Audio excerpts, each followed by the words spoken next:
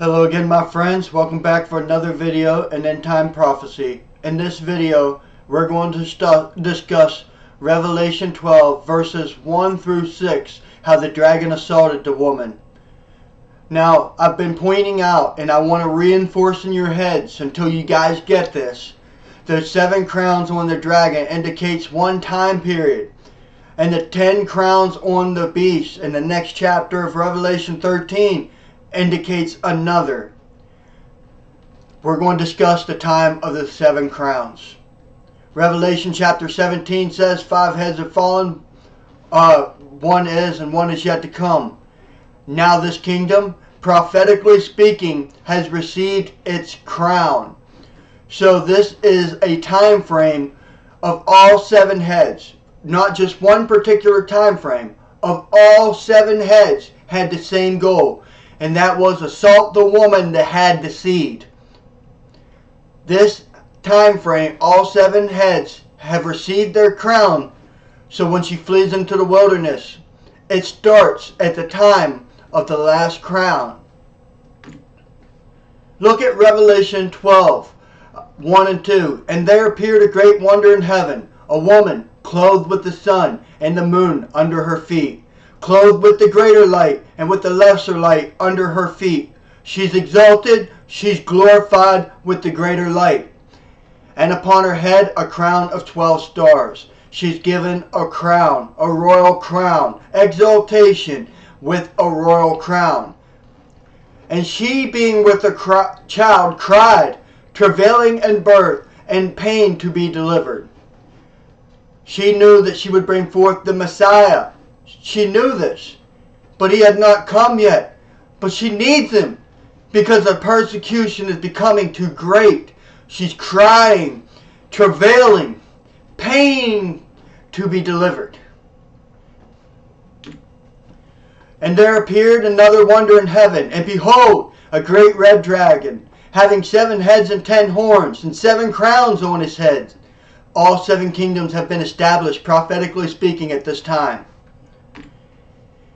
And his tail drew a third part of the stars of heaven, and did cast them to the earth. And the dragon stood before the woman, which was ready to be delivered, for to devour her child as soon as it was born. And she brought forth a man-child, who would rule the nations with a rod of iron. And her child was caught up to God and his throne. Now the Messiah is born. Israel's job at preserving the seed has been accomplished, even though at this time they did not know it. Therefore it was time to remove them out of the way for the desolation and the establishment, laying the foundation to fulfill the rest of God's plan. And the woman fled in the wilderness, where she had a place prepared of God, that they should feed her 1,260 days. These are years, days to years.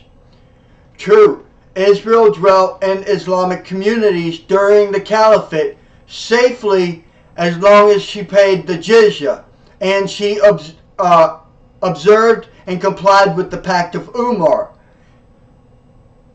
But the fact that she was subdued, the sun, she was no longer clothed in the sun, and the moon was not at her feet. Is it significant that the moon is the Islamic symbol? Though they claim no relationship to it. They say it means nothing, but they all use the same symbol. We'll talk about that theoretically and other videos. But right now, this woman, her glory was removed. And that's why she fled into the wilderness. Symbolically speaking. Now November of 636 to April 637, the second caliph of the Rashidun Caliphate, Umar, sieges and conquers Jerusalem. The Pact of Umar is established. Non-Muslims are given dhimmi status in exchange for paying the jizya tax. I'll be making videos on these events, the Pact of Umar and the jizya tax. The jizya tax, brothers and sisters, is a deception. People aren't looking at it for what it is. And today Islam, the Islamic communities are trying to water down what it is. I am angered at Islam justifications, which are truly lies. Lies anger me, but we'll talk about those later. 637 to 1897 is 1,260 years. In 637, Israel fled into the wilderness, where she had a place that would feed her 1,600 days. This preparation was from God, as written in Revelation 12:6. God did not cast off his people. He prepared a place to preserve his wife. 637 to 1897, the 1,260 years. After that 1,260 years in the wilderness, Israel decided she wanted to go home. In 1897, the first Zionist Congress inaugurated the Zionist organization. This non-governmental organization promotes Zionism and aided in the resettling of Israel at home in Palestine. That is their home given by God. The Basel Program was adopted on the 30th of August in 1897. The goals of the Zionist organization are listed in the Basel Program as follows.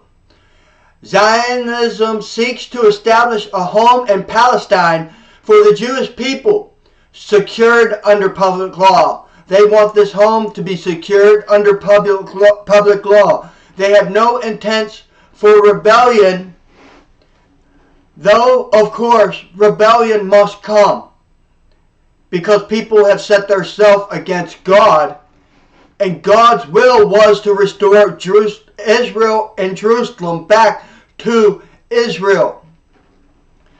Now, to achieve this goal, the Congress envisages the following means. First, the expedient promoting of the settlement of Jewish agriculturalists, artisans, and businessmen in Palestine.